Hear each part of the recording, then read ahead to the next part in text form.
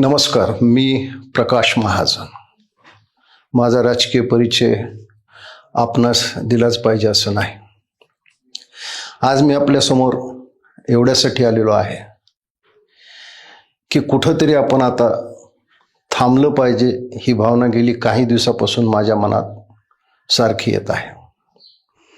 खरं म्हणजे मी गंगेला बोल लावला त्यावेळेसच थांबायला पाहिजे होतं.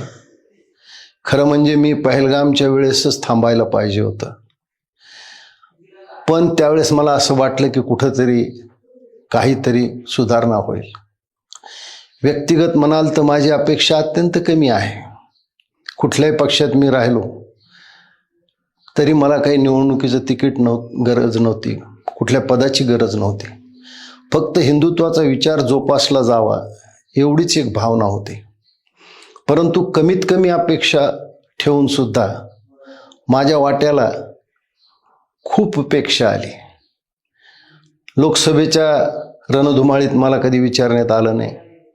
विधानसभेच्या वेळेस प्रचारापुरतं मला वापरण्यात आलं. जी जी जबाबदारी माझ्यावर दिली मी अत्यंत प्रामाणिकपणे पार पाडली.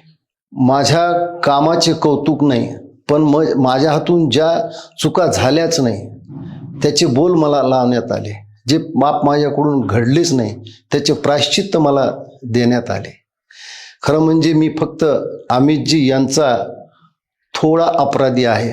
मी त्यांना छत्रपती संभाजीनगरच्या सभेत हे शब्द दिला होता की अमितजी, मी तुमच्यासोबत काय तुमच्या मुलासोबत देखील मी काम करेन.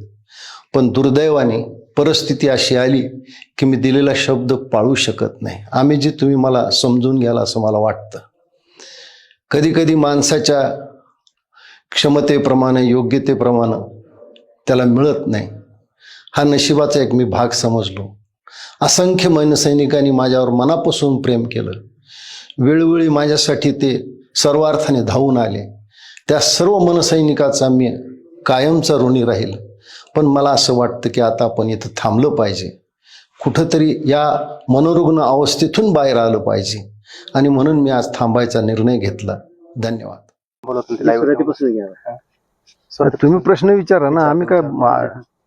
काका, एक मोठा निर्णय घेतलाय. काही जणांच्या थोड्याशा भावना देखील दुखावल्यात, कारण जे मराठवाड्याचा एक आवाज होता मनसेतला, मराठवाड्यातील एक मोठी वीट होती मनसेची, ती कुठेतरी ढासळती का? अरे, माझ्यासारख्या एक लहान माणसाने त्याच्या आयुष्यात घेतलेला एक निर्णय होता. मला असं वाटलं की नको, आता पक्षाला आपली काही गरज नाही, त्याच्यामुळे आपण बाहेर पडलं पाहिजे. त्यात काही कुणावर रागावून पडलो किंवा असं काहीही नाही.